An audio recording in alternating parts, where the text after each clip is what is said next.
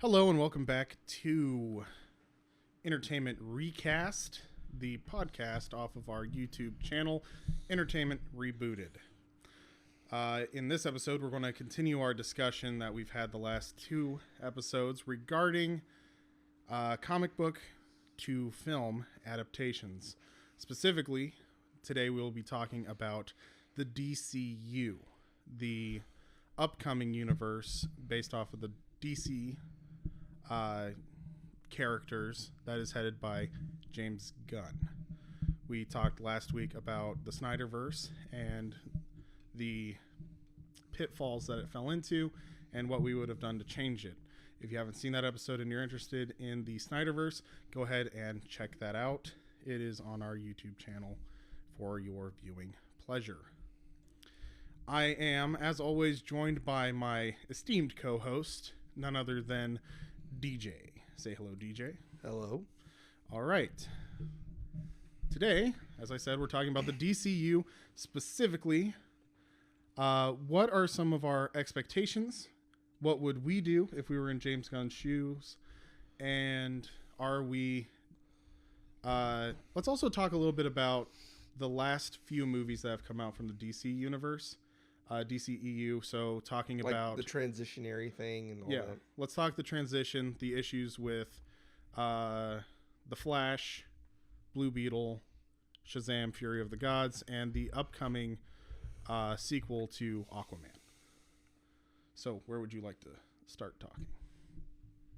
Or what would you like to start talking about? Honestly, the way I would start this off is we were finishing off last week talking about the Snyderverse and how it's become a mess, and how they're kind of, what we would have done better, but how they're kind of destroying it. It almost feels intentional at this point, honestly, that they're trying to tank it so that they can redo it, which just seems unnecessary, especially since, okay, so Flashpoint. Let's start with the Flash film, which is kind of like the turning point in the universe.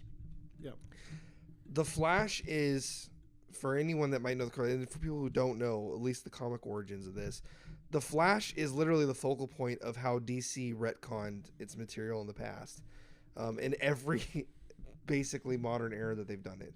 That's true. In the comics, they use Flashpoint to create the New 52. Yep. He went and changed the timeline of the universe so they can rewrite everything.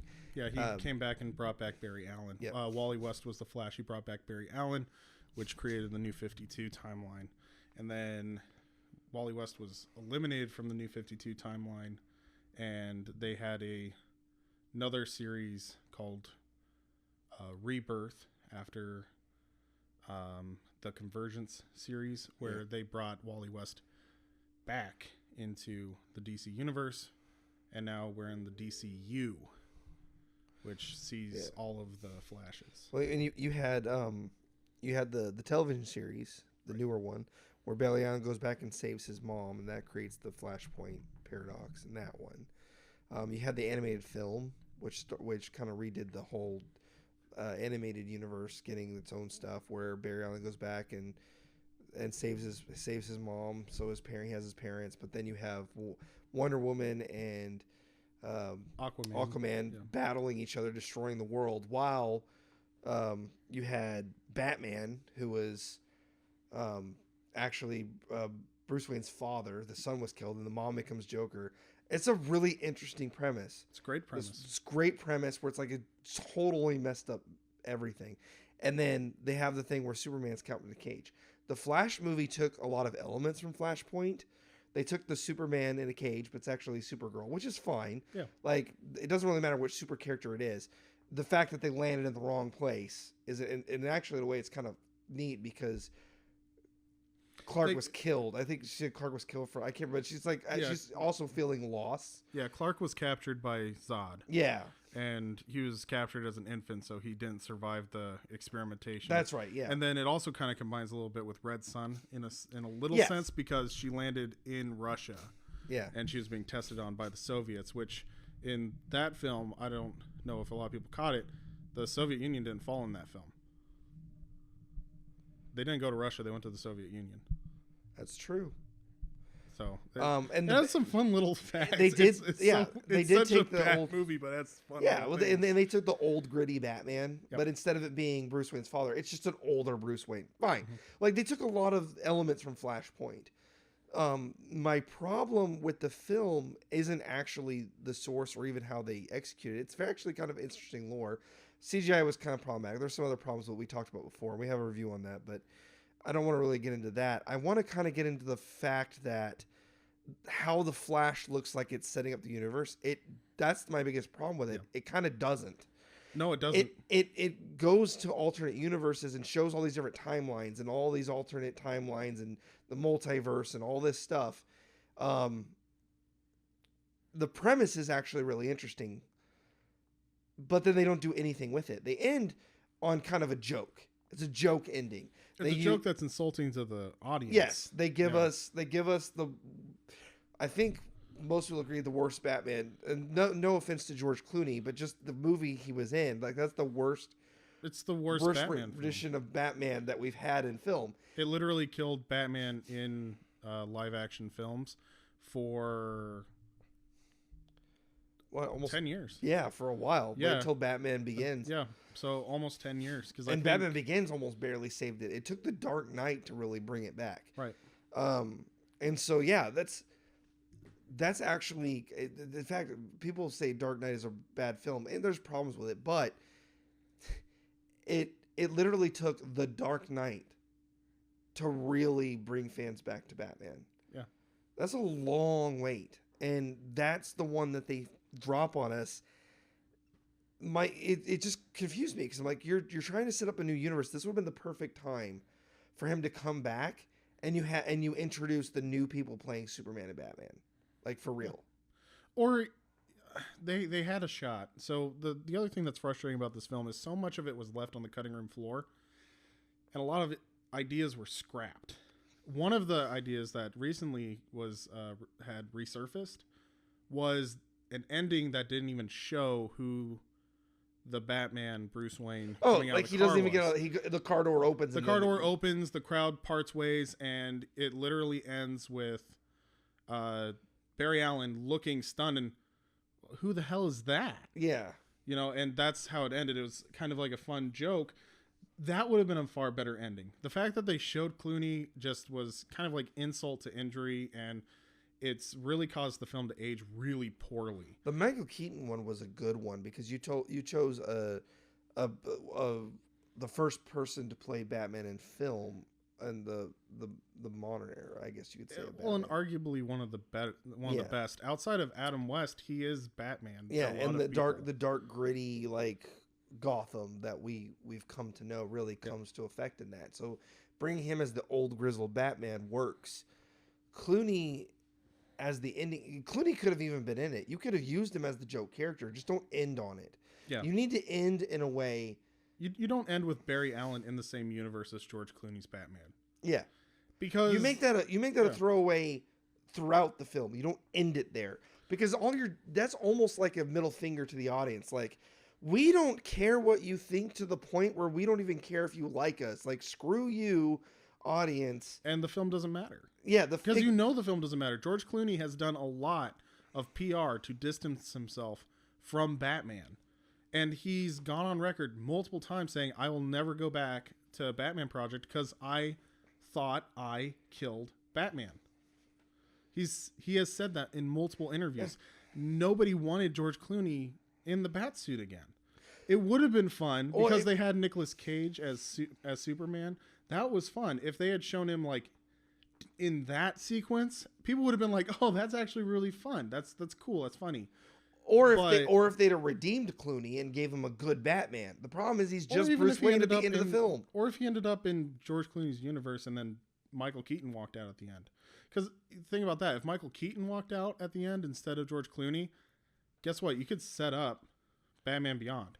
Not only did The Flash screw up the universe, he sent it into the future.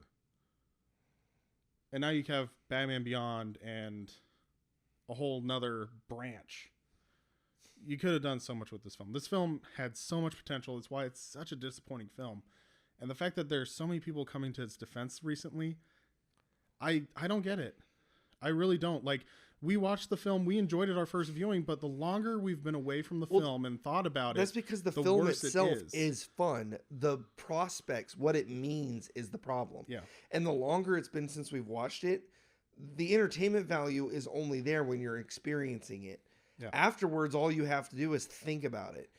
This is the same problem I've had with films like The Last Jedi or other ones. Like even when you really enjoy like it in parts, the more time you have to think about it, you start thinking about all the things that don't make sense. Yeah. And you have way too much time to think, and you start breaking it apart. And you're like, well, what about this, or that, or this, and like the CGI and effects, like at the end where all the other worlds are all CGI characters, is awful. The CGI in that, but that's not. But that's not the part. That's not what breaks the film. What breaks the film is its prospects.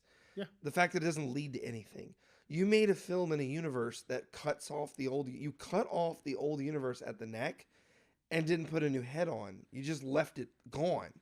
You left it gone, and not only that, you threw out the body. Yeah. You essentially just left like a finger. It's like literally they destroyed everything. Right. What they did is they cut off a finger and then threw the body away, and the finger's all that's left. You're like, well, what am I supposed to do with this? Yeah. It doesn't make any sense to scrap your own universe and not give people something. And then Blue Beetle, which follows it, doesn't really make it clear where it exists, and which should be fine. Left to wander. It was left in the desert to wander by itself, which is fine if you don't mention the other heroes. If you just make it a standalone film, it doesn't matter where it exists. This is like this is the problem I had actually with Shazam. Shazam is fun. It's a fun film. Yeah, it was a really and it stands alone really well. They mention Batman and Superman and the other characters. But it works because it's still existing when that universe is done. The sequel suffered from the same problem of we're blowing this universe up. So Shazam, the second Shazam movie, just got squandered because they announced that this universe is dead like before it even came out. Well, yeah, and what's the point of going to the film? Like, for instance, I really liked the first Shazam film. But with the whole debacle of the DCEU is dead, we're not going to continue on with this project. We're rebooting everything. Things are getting scrapped. Henry Cavill's not going to be Superman anymore. We're going to get a new Wonder Woman. We're going to get a new Batman. We're going to get a new everything else. I didn't go and see Shazam because of all that. Because what's the point in spending $20 and 2 hours of my life on a film that doesn't matter? And that's part of the reason I'm so ticked off about The Flash, is because I spent the $20 and the 2 hours and 30 minutes of my life on a film that literally ended with "screw you, it doesn't matter." And people can say, well, that's not fair. You're not judging the film fairly. Except for we are. These films don't stand on their own. They're in an overall universe. Yeah, and this is exactly like Star Wars. Like, people would say, well, you can appreciate The Last Jedi for what it is. Well, not if it has a movie before and after it that rely on it to build a story. Right. When you build a trilogy or a series or a shared universe with its characters, you now have to, you don't have to, but you're going to naturally judge it based on other films. Marvel's the same way. You can't go when you go and look at Iron Man 3 and you have a character by himself that literally just fought with a team, you immediately have the problem of where's the rest of the team. Why didn't he call for help? This is exactly the problems the comics always suffered from. But in the comic books, it's easy to scratch off because it's in animation and it's kind of goofy and it's not, the realism isn't there. So the suspension of disbelief is higher. You can go, well, yeah, it makes sense that Spider-Man's not calling the Avengers every time he needs help. This is a Spider-Man comic. He's the main character. Whatever. Well, but in film, it's a lot harder when you have real people playing these characters. The reality kind of hits a little harder, and it's harder to be like, why don't they call the Avengers? Well, you know why. They can't afford to put all the Avengers in every film. It'd be insane. No. Also, it wouldn't be as fun as people think, which we get. Really but the suspension of disbelief is still there, and the DCEU got blown to heck with that suspension of disbelief still kind of in place. So now you got to watch all these films Which universe are we in? Are we in the Snyderverse? Or are we in the Gunverse? Does this matter at all? Is it in anything? Are we going to see these characters again? Like you said, Shazam. The first Shazam happened beforehand. We're getting endeared to these characters, but you're like, I'm going to get emotionally invested to this character, and they're going to throw him in the trash. Yeah. If that was just a single Shazam duology that had none of this other stuff around it, that feeling wouldn't be there. But because there's an overall world they've built that you're invested in, you actually lose interest in something you normally would have had interest in because you added more to it.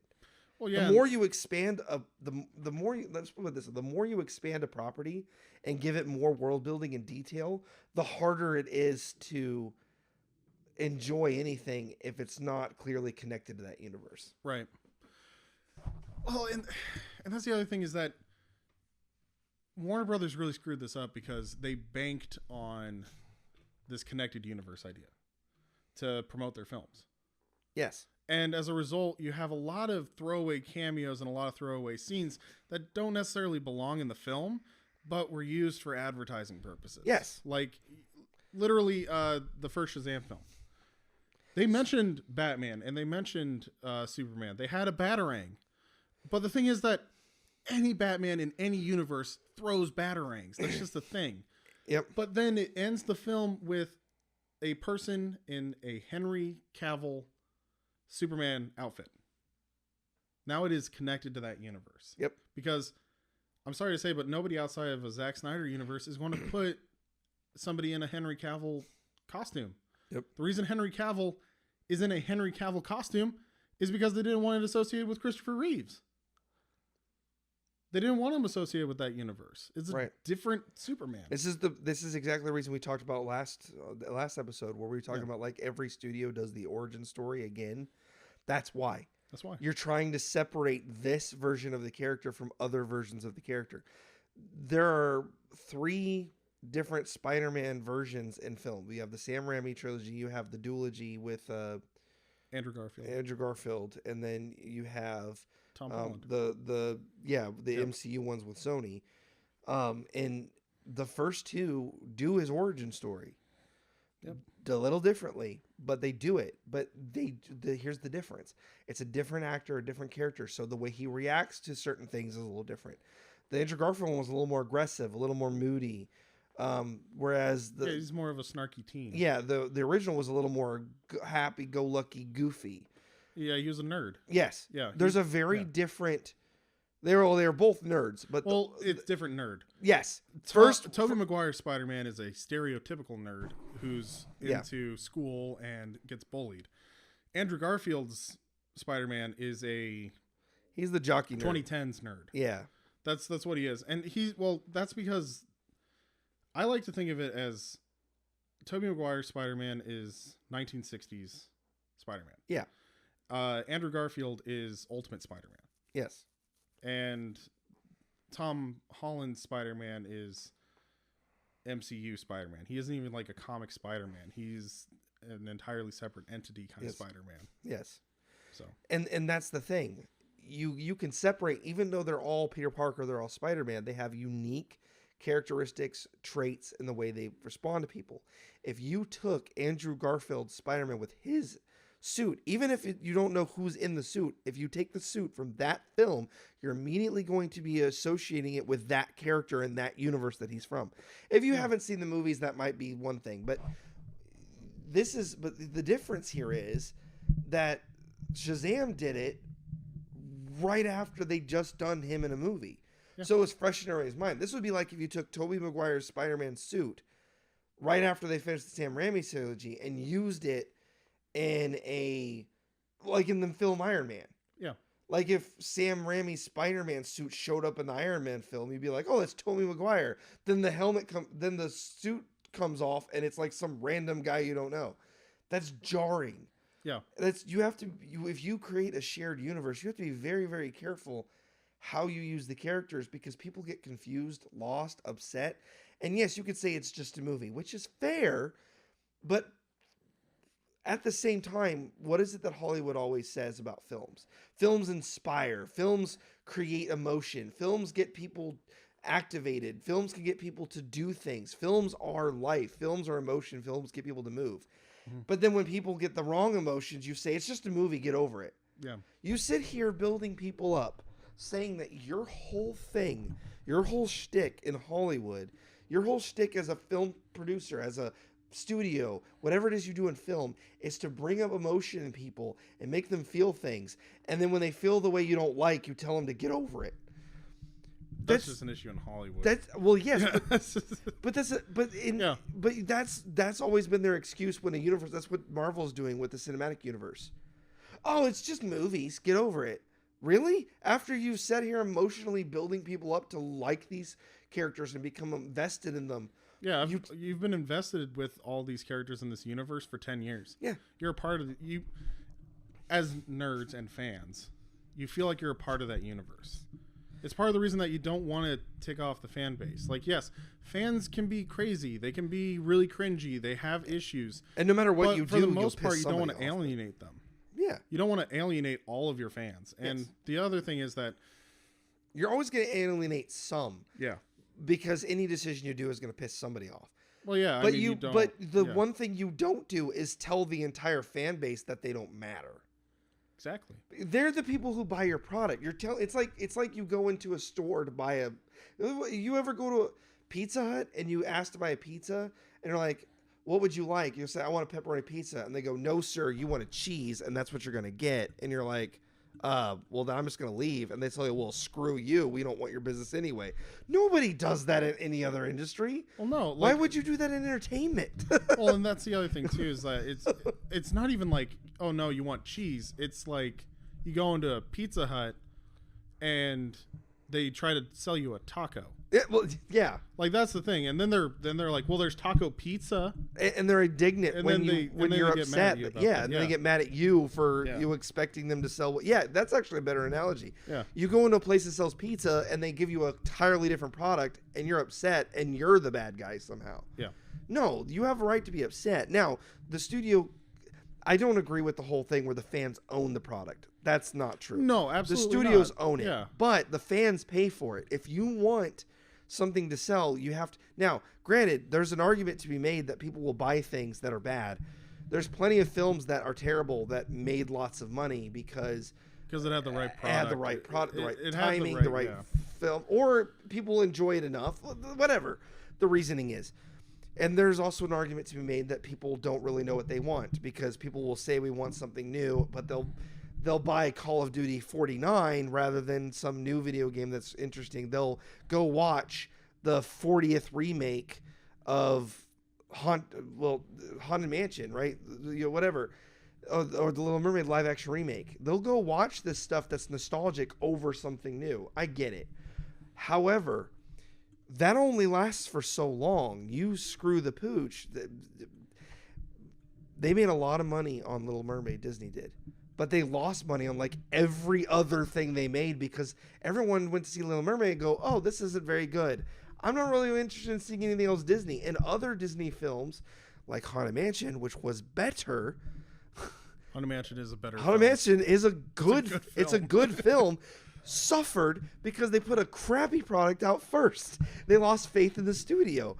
You have to be careful. And shared universes have the same landmines that studios do. People judge a film based on the studio that makes it. That's the thing people do. Same with the shared universe. You get used to the Marvel Cinematic Universe has suffered from this. They finished their arc, and then everything after that, basically the studios were like, okay, well, you know what? We've completed this arc. They care less about continuity. They're just trying to get product out, which is fine. But the problem is you did such a good job of creating this thing that now people feel insulted when you break it. DCU did it faster and harder and like in a worse way. And that's why I think we're so passionate about it. Well, it feels personal. It does feel personal. But here's the other thing too, is like the way that Warner Brothers handled this. They didn't just insult the fans in a way. They insulted the creators. Yeah. The makers. Yeah. Like, think the about the original artists. Zack Snyder. Henry Cavill. Henry Cavill. But the other thing is that, think about this. Shazam came out. The director, I forget his name. but the director of Shazam, in all of his press interviews, he's not the guy that likes to get in front of the camera he doesn't like being in front of the camera. He's a great director behind it. But any interview that you see of him like promoting Shazam, he's defeated. The entire time he's like, I'm never doing superhero movies again. I put my heart and soul into this and it doesn't matter. Like they've gotten rid of this universe. They've gotten rid of this product and it's not going to do well. I am literally promoting a film I know is not going to succeed because the studio destroyed the universe that my movie is in, and I couldn't put it anywhere else. Yeah. And the entire thing is that what's really bad so far at the beginning of the DCU, I have faith in James Gunn as a storyteller. He is a good storyteller. He is good with comic book films. Yeah, he's terrible at PR, though. He's horrible at PR. He is botching this. Yeah. Like, this is the thing, is the beginning of the DCU is already going to be coming from a negative perspective.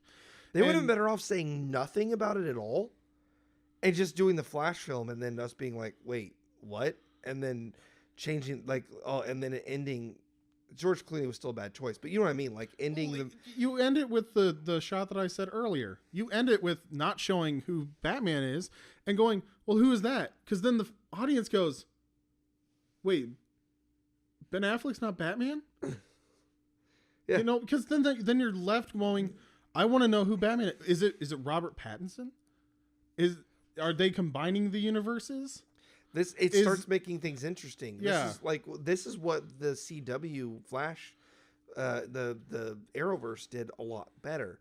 The Arrowverse did their crossover events, and when they got to the Flashpoint storyline, and they did Crisis on Infinite Earths, there were stakes involved because these characters were brought in under severe circumstances, and they showed you different versions of the character from different universes. You saw different people. You saw an evil Supergirl. Like, what happened if she was evil? You got to see this stuff already.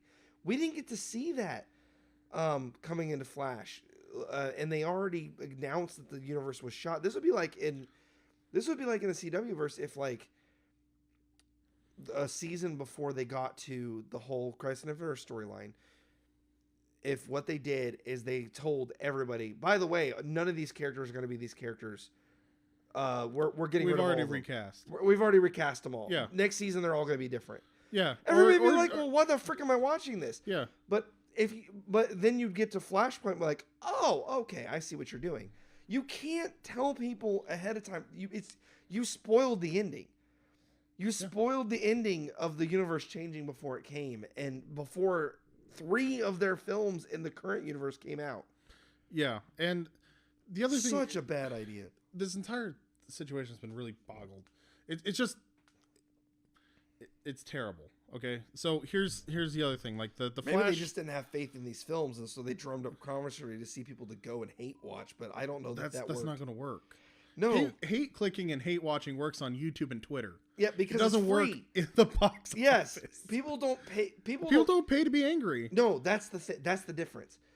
Yeah, a lot of websites hate. We've talked about hate clicking. Websites will put some, like, why Avatar: The Last Airbender, the film, is actually better than the show, to get people to be like, what? No, and click on it.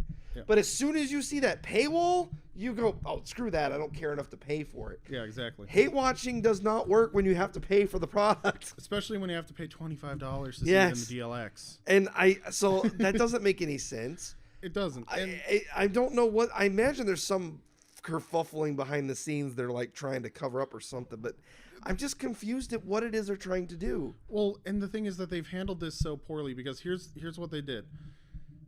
Shazam. The universe is dead. So a lot of people were like, well, I heard good things about the first Shazam movie, but if the film's in the universe and the universe is dead, why bother watching?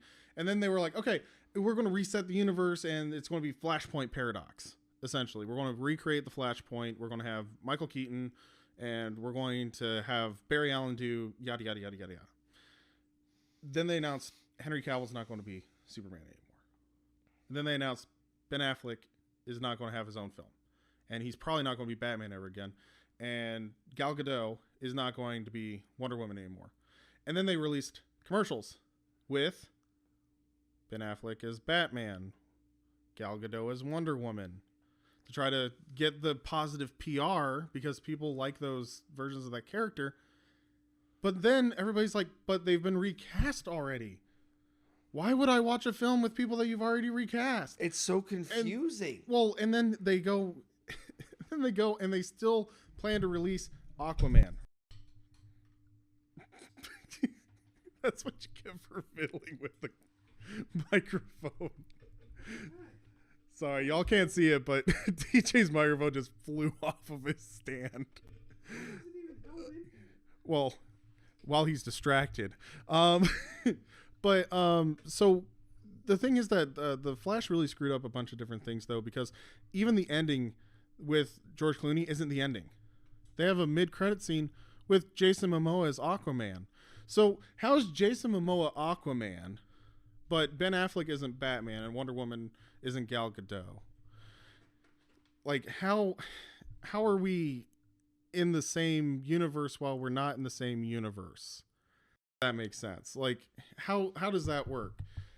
Because they put the mid-credit scene with Jason Momoa in to try to sell Jason Momoa's new Aquaman film, but Jason Momoa's Aquaman film isn't the Flashpoint Paradox. It's supposed to be a sequel to the Aquaman that already exists. I forgot that the new Aquaman is coming out too. Yes, you had Shazam 2, Aquaman, Blue Beetle, and Flash all still happening with characters from the original universe. Yeah. And you're like, Blue Beetle was like the worst offender. I really enjoyed that film. Blue Beetle's a very fun film. But it suffered from the fact of, where does this exist? Exactly. Which universe is it in? Is this the last time? Well, this is supposed to be a trilogy. Oh, cool. Is this part of the old universe, the new universe? I guess you could say the suspense would be kind of fun if they weren't such... If Flash had happened in a vacuum where they didn't announce it and this was the new thing, then it would have been thriller levels of interesting. It would have been because everybody would be like, this is the first new. DCU. This is a new universe. This is a new universe. And then Blue Beetle. Oh, this is a new character established in a new universe. Then you get Aquaman. Oh, is this the old Aquaman or the new Aquaman? And then they slowly start to reveal more. And then there's like a second Flash film where like it really establishes the change and like the chaos gets cleared up. Yeah. You could have done this in a way that people would have been like talking about it. Man, who are these guys? But instead of us saying who's who, which universe at the end, we're saying who's who? What freaking universe is this? What is happening? Well, and the other thing is that they've screwed this up so much because here's the other thing too. Blue Beetle is the only film that DC had in the docket that could stand alone. Yes. When did they release it? In between the direct sequel to a failed universe film and the film that killed the old universe. Yes. So where does it fit? It would have made more sense if you released Aquaman, The Flash, Blue Beetle. Yes, I know. This is my point. You already and here's the thing. A lot of people are like, well, it was rotting. Like, literally, the corpse of the Flash was rotting. It was costing money to keep it. That's why it cost so much money and it needed so much money to break even. But if you're already going to take a $300 million loss, wait. Because you could have got more money back if it was like, okay, we're bringing Jason Momoa's Aquaman, this series, to a conclusion. And then we're going to have the Flash and then Blue Beetle's its new thing. And here's another thing that got screwed up with this. All right. There's 3 things that got screwed up with it. That was the first. Second one, Warner Brothers is sticking behind horrible human beings for no reason. And it is affecting their films and they don't know why. You already delayed The Flash for 2 years because of Ezra Miller. Why not scrap it? Why insist on releasing it when you can't use him for public relations because of how much crap he got into? Why? And then, why is Amber Heard, who is one of the most unpopular celebrities right now, to the point where she has quit acting and moved to another country, why is she your female lead in the last DC film of the year? Why are you backing bad actors? That actually, I don't blame the studio for, because they filmed these things and then these people did stupid stuff. The Amber Heard thing is a little different because at the time when they were filming Aquaman, the second one, Amber Heard and Johnny Depp were still dealing with like the trial thing, and it was actively filming while they were actively in the trial. Yes, and here's the thing: while you're actively filming, you could have just distanced yourself from her. You literally could have been like, "Hey, we're sorry, Amber. Here's a payout."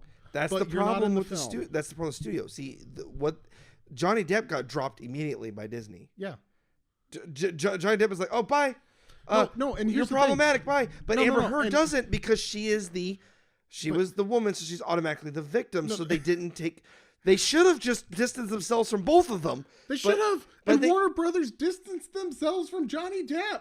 Yes, he was in Warner Brothers production. Yes. They've distanced from him, but not from her, because that is a thing. That's a societal problem where people automatically, well, obviously she can't be the victim, or she has to be the victim, and it's only her. Yeah. And a lot of people chose sides. People were like, "Oh, it's Johnny Depp or her." The issue, and I know this isn't really film, but this matters. This kind of stuff matters to filmmaking. You get drama with actors in their real lives, and it affects film because people now will now associate the character they're playing with the way that they act. So you had basically two people that both messed up and did a lot of things. She overplayed it as a victim. He came with receipts. She looked like an idiot because she lied constantly, was constantly being contradicted by the facts. Now, it is entirely possible they're both horrible people. It doesn't matter. In the courtroom, Johnny Depp looked like an upstanding citizen, and she looked like a psychopath. That is now, and the Hollywood got egg on their face because every studio dropped Depp, but not Heard. She got put in the film. Now you have a film with her as a lead. That's a problem. But that's not entirely the studio's fault. That's kind of like that's societal error, I guess, that they now have to deal with. But you're right. Actively filming it, and the thing is that you could have gotten rid of her. You could have CGI'd over her. You could have recast her. You could have introduced a different love interest. Heaven forbid. People do it all the time in other films. I know. And that's the thing. Is like it's like I get it's a societal thing. I get that there's more things going on with it, but at the same time, the Amber Heard trial happened last year. You had a whole year of post-production. Amber Heard is not America's sweetheart. She is not America's darling. Like I said, she has so much egg on her face. She retired from acting and moved to another country. Yes. But you still are releasing a film with her in it. That doesn't make any sense. And, okay, so that we're staying on time here. Well, at this point, probably because the law of diminishing returns. They're like, we could put more money in this to kick her out, but at this point, this universe is so shot. We literally shot ourselves in the foot. Just let it rot. Then don't release it.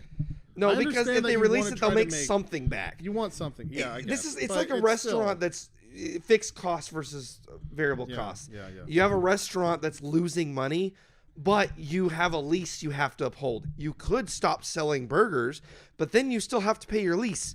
If you have a $10,000 a month lease and you're making zero money, you owe $10,000. Yeah. You make $6,000, you're only owe $4,000. You're $4,000 in debt instead. You're reducing your debt is what you're trying to do. It sucks.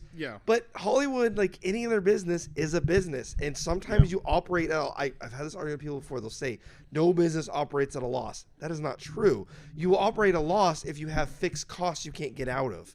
You'll use your variable costs to help subsidize your fixed cost and cut into that debt as much as you possibly can. And that's what Hollywood does too. You already made the film. You already spent the money. You say you spent $4,000. If you don't release it, you're out $400,000. Sorry.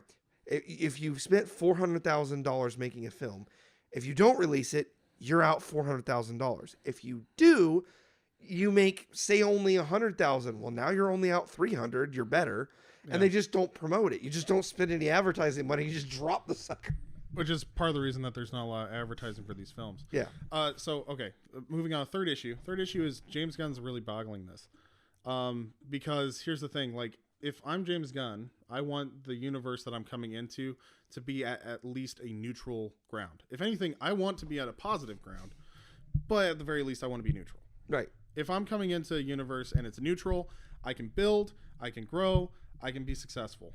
Think about like when he released Guardians of the Galaxy. Guardians of the Galaxy, a bunch of nobodies, a bunch of superheroes that are really obscure. Yeah. But he's coming into a universe at a positive. He did the second Suicide Squad. Suicide Squad too, yeah. Yeah. He came in at a negative on that one, which is interesting. So he came in at a negative on that one, but he made a very good film. The Suicide Squad's a fun film. It wasn't that successful in studios or the box office because it started at a negative. So if I'm James Gunn, though, why am I starting my universe on a negative of 4 failed films? 4 failed films. Black Adam, Shazam, The Flash. Actually 5. Blue Beetle. And it's going to fail. So Aquaman. To finish up, I think we should go with our predictions of what James Gunn is going to do, because I have a very interesting one, I think. Okay. I think what he is going to do, I think he'll surprise us. I honestly think we'll look back at all this and I'm never going to go back and say that the way they did it was all made sense for what they do. But I might go back and say it doesn't matter. I have a feeling we'll go back and say none of that really mattered because they made up for it in what they do. I think that what James Gunn is going to do is do the Guardians of the Galaxy treatment to these characters. He's going to focus a lot more on lesser known characters for one, like Blue Beetle. Yeah. You're going to get Blue Beetle. You're going to get maybe even like Red Hood, Outlaws. You might get the Damian Wayne Batman and Robin storyline. You might get some of the more obscure, even side characters, maybe more focus on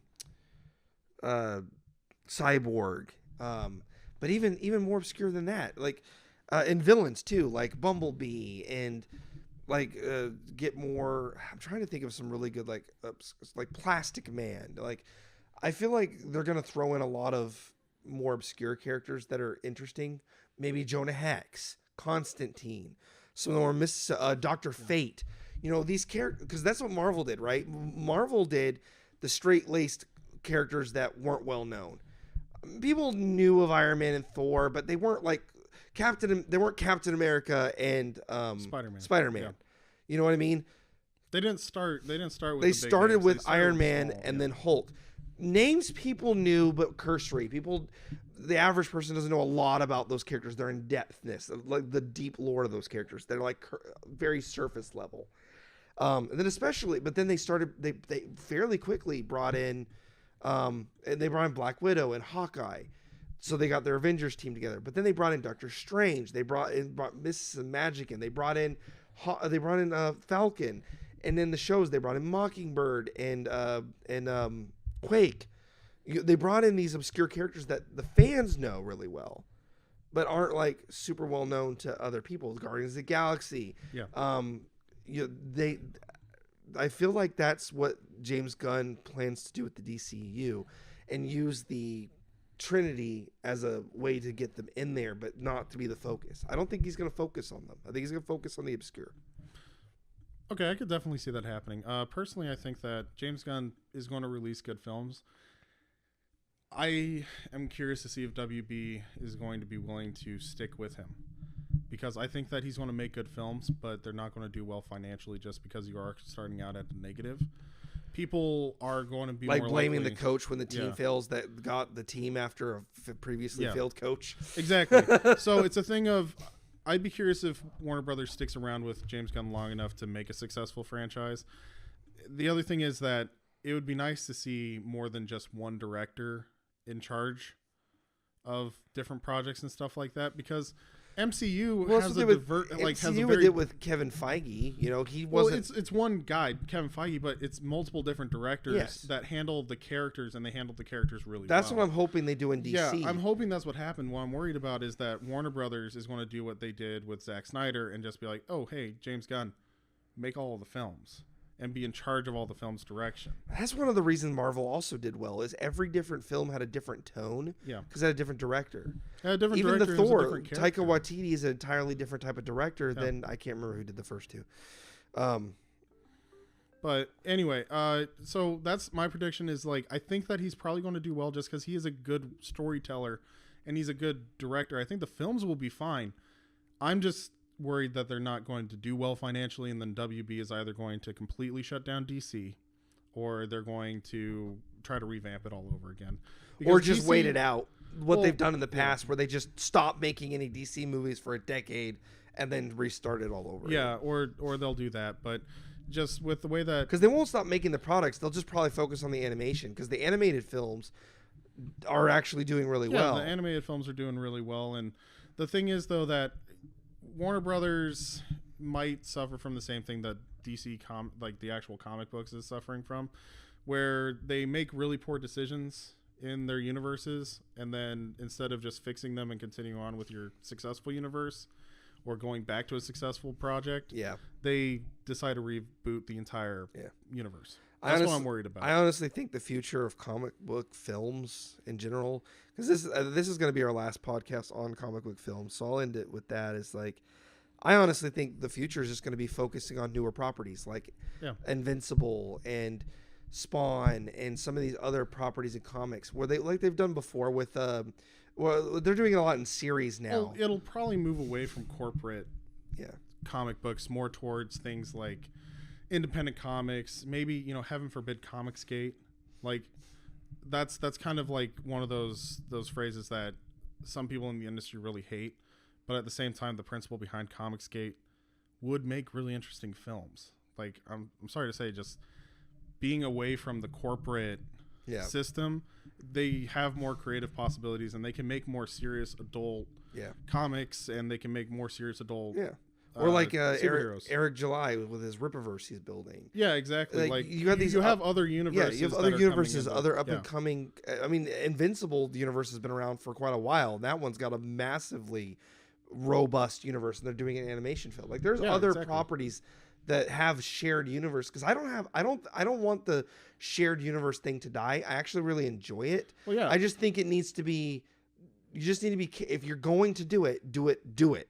Don't try to and then back out. Just do what Marvel did and just either go all in or just make independent films that don't attach to each other. Yeah, exactly. Do one or the other. Don't do this half nonsense thing, because it doesn't work. You just confuse people and drive them away from the theater. Yeah, exactly. Like doing an individual film is still shown to be successful, even for DC. Yeah. The Batman was a pretty successful film. Yeah. DCEU was struggling at the time. The Batman came out, and it did really well. If you release films about Superman, Batman, and Wonder Woman where they're not in the same universe, they'll still sell. Yeah. So hopefully we can actually have a coherent DC universe. I like the stories more. It would be nice to see more classic tales from DC as well. Like some of the stuff from like the 90s would be really cool to see on film. But I don't know if James Gunn is going to do that, because like I said, he usually does more like obscure things, and he likes making his own.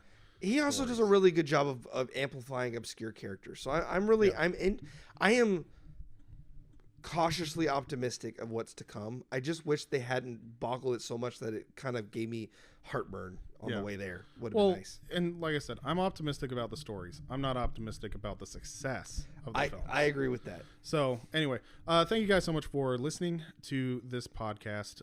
We hope that you enjoyed it. In the comments, let us know what you think is going to happen with James Gunn's universe, and maybe some of your thoughts regarding the transition from the DCEU to the DCU.